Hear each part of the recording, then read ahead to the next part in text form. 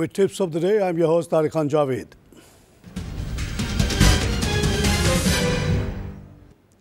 नाज़रीन, कल की मार्केट में खासी बड़ी कमी आई आफ्टर लॉन्ग टाइम, 575 पॉइंट का लॉस।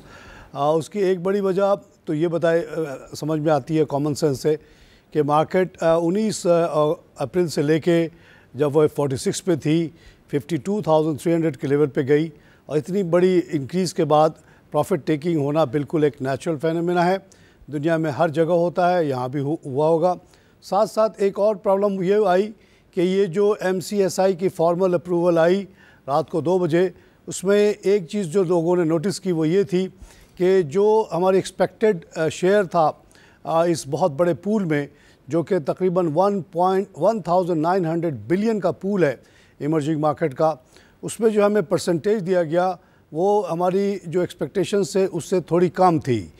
यानी कि 0.19 के बजाय 0.14 हमें दिया गया, जिसकी वजह से खासी बड़ी रकम जो है जो आ सकती थी वो कम नज़र आने लगी। शायद ये भी एक फैक्टर हुआ, लेकिन मैं समझता हूँ प्रॉफिट टेकिंग मेजर ऑब्जेक्टिव वो है, रीज़न है जिसका। और इस लेवल पे जब अभी जो मार्केट खड़ी है आज भी 64 माइनस है, 51,748। मैं समझता हूँ कि हमारे पास एक बहुत बड़ा बोनस मौजूद है और जिसको हम प्ले कर सकते हैं ओवर द कमिंग पीरियड। लोग प्रॉफिट टेकिंग ज़रूर करेंगे क्योंकि उन्होंने इतनी ज़्यादा कमाई हो गई जिसकी उन्होंने कभी तवक्को ही नहीं की थी। तो वो अक्सर ये कॉमन सेंस है कि लोग कहेंगे यार इतना कमा लिया, चलो अभी निकल जाते हैं, फिर एंट्री ले लेंगे। और जो काम हुआ है पिछले दिनों ज़्यादातर ज़ाहिर है वही 33 स्क्रिप्ट्स में हुआ जो कि MCSI में क्वालिफाई कर रहे हैं। MCSI में जो 6 बड़े शेयर्स आए, MSCI में जो 6 बड़े शेयर्स आए वो तो एक्सपेक्टेड ही थे, लेकिन जो 27 दूसरे शेयर्स आए उसमें बहुत सारी सरप्राइजेस भी हैं। जैसे कि कई शेयर्स ऐसे आए जैसे थल लिमिटेड है जिसका किसी ने नहीं सोचा था, सुई साउदर्न आ गया जिसके बारे में लोगों ने नहीं सोचा था, बैंक अल-फलाह आ गया। तो बहरहाल इन चीज़ों की वजह से भी पॉजिटिविटी आई है और मामला जो हैं बेहतरी की तरफ गए। और क्योंकि ये जो इतने शेयर्स हैं, बड़े शेयर्स हैं पाकिस्तान के, तभी वो क्वालिफाई कर रहे हैं। उनके अंदर थोड़ी बहुत मूवमेंट जो है वो बहुत ज़्यादा मार्केट को पॉजिटिविटी या नेगेटिविटी की तरफ ले जाती है। तो कल जो 500 कुछ की जो कमी हुई, अगर उन्हीं शेयर्स में ज़्यादा काम हुआ तो ज़ाहिर है वो तेज़ी से मार्केट को नीचे ले आते हैं। आज के ग्राफ जो है उसमें भी अगर आप देखें, स्टार्टिंग में हम देख रहे हैं कि ये मार्केट अच्छी खासी बढ़ी थी, 51,948 के लेवल से ये गिरी है और अभी 51,735 वाले के लेवल पे खड़ी है। तो आइए एक लाइव कॉल से बात करें। हेलो, अस्सलाम वालेकुम तारिक खान साहब। वाज़ाब सर, 3 शेयर के बारे में मालूमात करना है। एक बाइको जी नीचे आ गया है थोड़ा, और अपना PRL और PIBTL। बाइको, PRL और PIBTL। सर, बाइको की स्टोरी यह है कि वो अब एक 3 कंपनियों को मर्ज करके एक बड़ी कंपनी बन गई है। जो ओरिजिनल बाइकों के शेयर होल्डर्स हैं उनको स्वैप डील के तहत लिमिटेड नंबर ऑफ़ शेयर्स मिलेंगे और जो नए कंपनी का थोड़ा शेयर उनको मिलेगा। इस वजह से कमी आई है। और साथ साथ PRL जो है वो अपने प्रोग्रेस कर रहा है प्रोजेक्ट पे और ये इंशाल्लाह ये ऊपर आएगा। आप लोग इसको होल्ड कीजिएगा। PIBTL का काम शुरू हो गया, वो भी अब ग्रेजुअली एंड स्लोली इम्प्रूव करेगा और जो मेरी प्रोजेक्टेड लेवल्स हैं इंशाल्लाह उस पर आएगा, लेकिन it will take some time.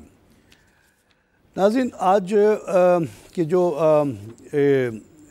Upper lock के शेयर्स हैं उसका जिक्र करता चलूँ।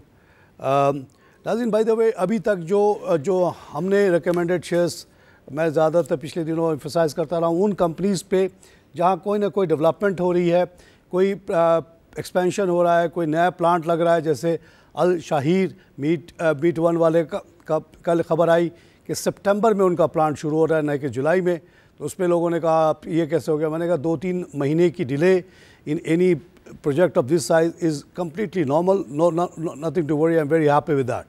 इसी तरह आपको पता है कि अमरीली में बहुत बड़ी एक्सपेंशन हो रही है।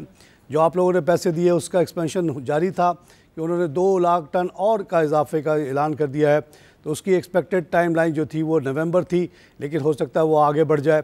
लेकिन जब इतनी बड़ी एक्सपेंडेड कैपेसिटी से अमरीली आएगा तो आप सोच सकते हैं कि वो शेयर कहाँ से कहाँ जाएगा। जिसके पास है ले ले, जिसके पास नहीं है जिसके पास है उसको रोक के रखे, जिसके पास नहीं है वो ले ले, PRL को ले ले। इसी तरह शहरी को बहुत नीचे आया हुआ है, ले लें। लोग बड़े परेशान है, जी ये कुछ हो ही नहीं रहा। भाई कैसे होगा, अभी वो काम ही नहीं शुरू कर रहा, तो शेयर बढ़ कैसे चला जाएगा भाई। और आपके अंदर ये विजन ही नहीं है, आपको ये समझ ही नहीं है कि आप कहाँ पैसा लगा रहे हैं। आप हो सकता है शहरीर को कोई जुआ खाना समझ रहे हो, वो जुआ खाना नहीं है। एक मीट एक्सपोर्टिंग कंपनी है और मीट एक्सपोर्ट में हमें बड़ा एडवांटेज मिल गया जब इंडिया में गौ माता का सिलसिला चला और बहुत सारे जो स्लॉटर हाउस थे यूपी में क्लोज़ हो गए। अलाइना ग्रुप, जिनको मैं अच्छी तरह जानता हूँ मिडल ईस्ट से, वो बहुत बड़े एक्सपोर्टर थे मीट के, गाय का गोश्त भी भेजते थे बड़ी तादाद में। वो उनके कारोबार पे बहुत बुरा इफ़ेक्ट आ गया है और ये हमारे शहरी के लिए या जो फ़ौजी मीट आ रहा है उसके लिए बहुत बड़ी खुशखबरी है। बहुत बड़ी मार्केट है मिडल ईस्ट में चिल्ड मीट की और उसका वो एडवांटेज उठाएंगे। इंशाल्लाह पाकिस्तान मीट से कई बिलियन डॉलर कमा लेगा। आइए एक लाइव कॉल से बात करें। जी अस्सलाम वालेकुम जी। वालेकुम जनाब।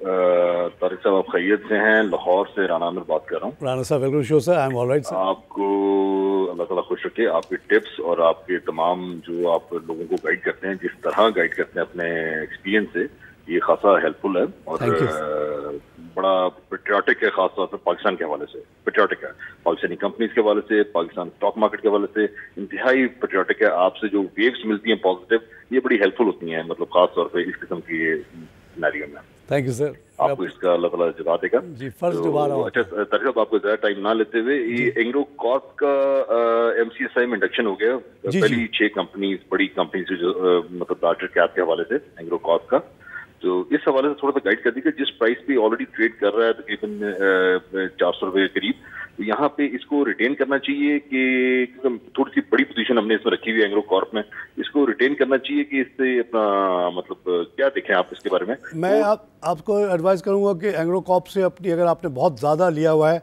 तो उसको थोड़ा आप रिड्यूस कर दें। एंग्रो कॉर्प जो है 6 कंपनियों का मजमुआ है और वहाँ पे जो हमने देखा है पिछले दिनों कुछ चीज़ें जो उन्होंने की हैं वो बिल्कुल मुझे पसंद नहीं आई। मिसाल के तौर पे एंग्रो फूड को औने पौने बेच देना 120 रुपये पे was not a wise decision in my opinion. और इन्होंने सारा का सारा अपना जो काम है वो एनर्जी पे शिफ्ट कर दिया है, ख़ास तौर से थर कोल रिलेटेड, और वहाँ मुझे लगता है कि इनको कुछ मुश्किलात पेश आ रही हैं, कैश फ्लो के इश्यूज़ हैं, तभी इतने कम कीमत पे इन्होंने एंग्रो फूड को बेच दिया। वो जो फिनिशियन कंपनी है वो डच कंपनी 160 देने के लिए बिल्कुल तैयार थी, लेकिन 120 पे ही इसको बेच के निकल गए। बाकी शेयर जो फ्लोट पे थे वो भी बेच डाले इन्होंने सस्ते में। तो एंग्रो ग्रुप के प्रोस्पेक्ट मुझे बहुत ज़्यादा ब्राइट नज़र नहीं आ रहे। आप उसको रखें ज़रूर, लेकिन अपना थोड़ा उसको रैशनलाइज कर लें, थोड़ा कम कर लें। आइए एक लाइव कॉल से बात करें। अस्सलाम वालेकुम सर। वालेकुम जनाब। कैसे हैं सर आप? ठीक ठाक? जी ठीक है, अल्लाह का शुक्र सर, आप लोग की दुआ। मेरी ये सेकंड टाइम कॉल आपसे मिल रही है बड़ी कोशिश के बाद। अच्छा जी। अच्छा सर, ये पूछना था आपका, ये प्रोग्राम का टाइम जो चेंज हो गया 10:30 से मॉर्निंग हो गया है। जी। और ये रिपीट किस वक्त होता है?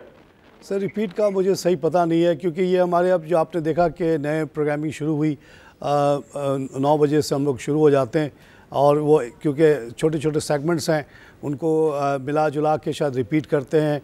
और वो जो 6 बजे का मेरा फ़िक्स टाइम था टिप्स ऑफ द ट्रेड का, वो अब नहीं रहा। और मैंने ये सच बात यह है कि उसके बाद से मैंने कभी रिपीट देखा ही नहीं है। बहरहाल ये शो जो है 1-2 दिन के ताख़ीर से यूट्यूब पे आ जाता है, आप उसको देख के फॉलो कर सकते हैं, और 3-4 शो देखने के बाद आपको अंदाज़ा हो जाएगा कि मैं किस तरफ आप लोगों को एडवाइस कर रहा हूँ। आइए क्लिप कॉल से बात करें। अस्सलाम वालेकुम तारिक साहब। वालेकुम सलाम। सर ज़रा ये MSI में जितने भी शेयर जा रहे हैं वो ज़रा अनाउंस तो कर दें, या ये बताएं कि कहाँ उसकी लिस्ट हम देख सकते हैं। सर आज अखबारों में मौजूद है, कोई भी बड़ा अखबार उठा ले उस पर मौजूद है साहब। इंटरनेट पे मैंने लगा दिया था आज से 2-3 दिन पहले। आप अभी जाएं, और हम बार बार रिपीट भी करें, अभी आप कहें तो मैं 2-4 नाम आपको सुना दूं जिसका आपको शायद इल्म ना हो। जो सरप्राइजिंग एंट्री है उसको बताता हूँ पहले। जो एंग्रो फर्टिलाइज़र की एक्सपेक्टेशन नहीं थी वो आ गई। होंडा कार आ गया, इंटरनेशनल स्टील आ गया, DJ खान सीमेंट आ गया, नेशनल रिफाइनरी आ गया, शेल पाकिस्तान आ गया, सुई नॉर्दर्न गैस पाइपलाइन आ गया, और थल लिमिटेड आ गया। थल लिमिटेड का बताता चलूँ कि टोयोटा की एक सब्सिडी है, उसके साथ ये थल वालों की ये जॉइंट वेंचर है, ये कार के सीट्स और इस तरह की और चीज़ें, कार की एसेसरीज़ बनाते हैं। बड़ा ज़बरदस्त कारोबार है और ये माशाल्लाह देखते देखते इस लेवल पे आया। आई रिकमेंड थल लिमिटेड टू यू। तो उसके अलावा जो टोटल लिस्ट की अगर बात की जाए तो 6 तो बड़ी कंपनीज़ हैं, आप जानते हैं उनको।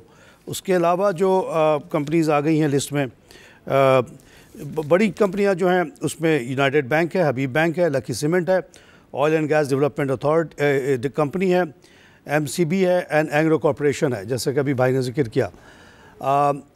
ये जो स्मॉल कैप है वहाँ पे अगर आप जाएँ तो बैंक अल-फलाह है जनाब, उसमें एंग्रो फर्टिलाइज़र है, फौजी सीमेंट है, फौजी फर्टिलाइज़र है, बिन कासिम FFBL जिसको हम कहते हैं, छोटा फौजी फर्टिलाइज़र है, बड़ा Fauji, Ferozsons laboratories, Honda Atlas, Hub power, IGI insurance, Indus motor, international steel, DG Khan cement, Kot Addu power, maple leaf cement, Millat director, national bank of Pakistan, national refinery, Nishat mills, packages, Pak electron, Pak Suzuki, Pak oil field, Pak state oil, the Searle company, Shell Pakistan, Sui northern gas pipeline and Thal limited.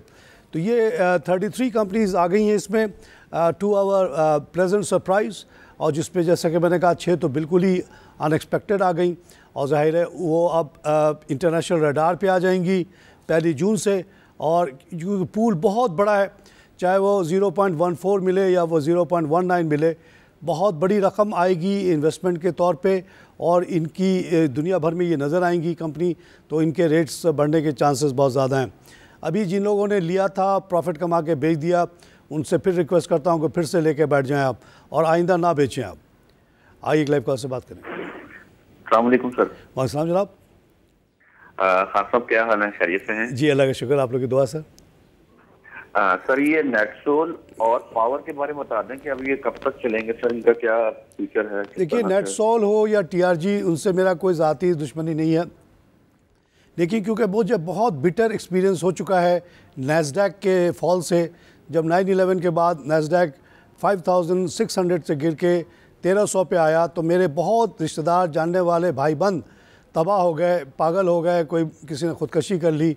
इसलिए इस तरह की technology share से मैं दूर रहने के लिए लोगों को कहता हूँ। जो आम लोग हैं, जो अगर आप बहुत अमीर आदमी हैं, आपने 2-4 लाख रुपए लगाया हुआ है, आपको उससे कोई फ़र्क नहीं पड़ता, तब तो कोई बात नहीं है, लेकिन ज़्यादा रकम टेक्नोलॉजी शेयर में ना लगाइएगा। मेरा बड़ा बिटर एक्सपीरियंस रहा, इसीलिए मैं TRG या नेटसोल को इतना ज़्यादा फेवर नहीं करता हूँ।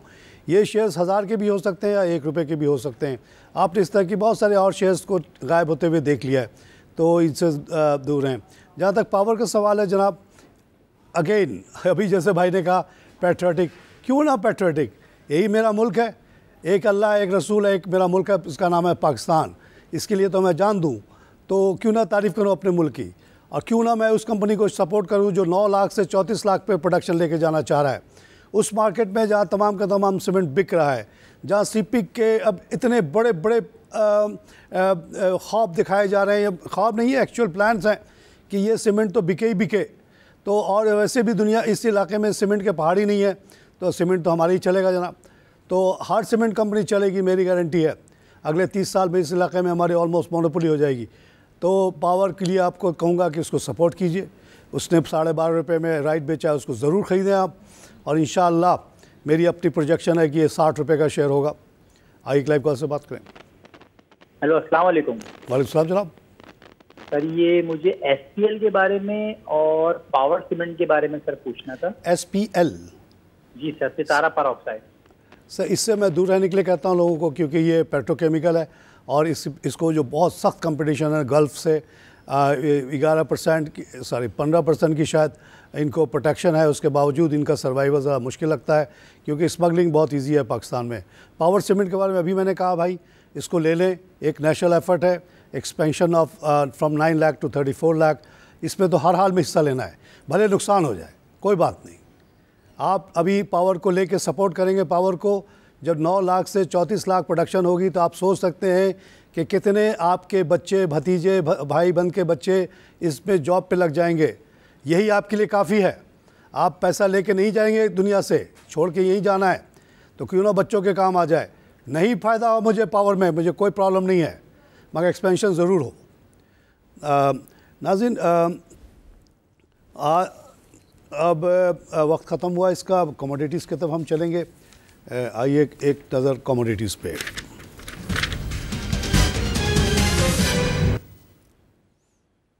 नाज़रीन, ऑयल की कीमत फिर थोड़ी सी ट्रम्बल कर गई।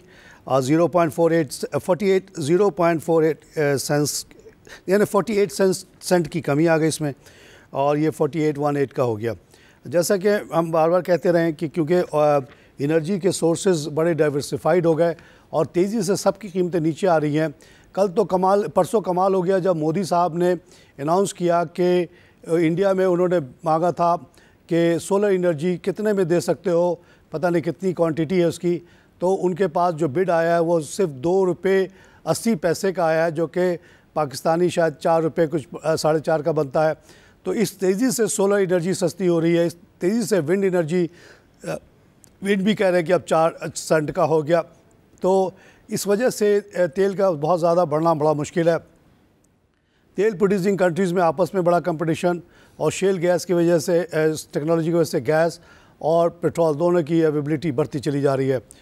नेक्स्ट जो इम्पोर्टेंट वो गैस है, वहाँ थोड़ा सा इजाफा है, लेकिन गैस का भी यही है कि देखिए $18 से घट के ये $3 पे आया, तो फिर बढ़ा ही नहीं। गोल्ड में 6.9 का इजाफा है, 1243। तो कल जब ये मैंने देखा, लोगों से पूछा भाई कोई जंग वंग तो नहीं हो रही, तो लोगों ने जंग तो नहीं, लेकिन शायद करेंसी की इनस्टेबिलिटी, डॉलर के भी गिरने की बातें हो रही हैं, यूरो भी प्रेशर में, शायद इसलिए लोग इधर जा रहे हैं। लेकिन आम लोगों से कहूँगा इससे बिल्कुल दूर रहिएगा। इसके बाद आता है सिल्वर, वहाँ भी थोड़ा सा इजाफा है। Silver is a commodity for use, industrial use, इसके एक सॉलिड बेस है, लेकिन इसके भी स्पेकुलेशन में ना जाइएगा, कभी कभी बहुत ऊपर नीचे जाता है ये। वीट में इजाफा है जनाब 2.5 का डॉलर का, और ये 426 पर बुशल्स हो गया। वीट अगर बढ़ भी गया तब भी ₹17 से ज़्यादा का नहीं है। और यहाँ आटा जो 50 पे बिकता है उस पर मुझे शदीद इख्तलाफ है, गुस्सा है। मैं जो कुछ कर सकूँगा इसके लिए करूँगा, इसको ख़त्म करने के लिए मैं कोशिश करूँगा कि पाकिस्तान में आम आदमी को आटा ₹10 का मिले। उसके लिए प्राइस मैकेनिज़्म को ठीक करके इसको आसानी से 20-22 का लाया जा सकता है, और अगर गवर्नमेंट थोड़ी सी सब्सिडी दे जाए तो 10 पे लाना कोई मुश्किल काम नहीं है। इंडिया में गंदम हुकूमत ₹2 का देती है, यानी पाकिस्तानी ₹3 का, तो हम ₹10 का आटा क्यों नहीं दे सकते? ज़रूर दे सकते हैं, देना ज़रूरी है, लोगों को ज़िंदा रखना ज़रूरी है। कॉपर की कीमत जनाब में थोड़ी सी कमी है, 2.58। कॉपर इम्पोर्टेंट इलेक्ट्रिकल अप्लाइंसेस की चीज़ है, और इसकी कीमत उसके डिमांड सप्लाई से बढ़ती है, घटती है। आज के लिए इतना ही, इजाज़त चाहूँगा, इंशाल्लाह कल फिर हाज़िर हूँ।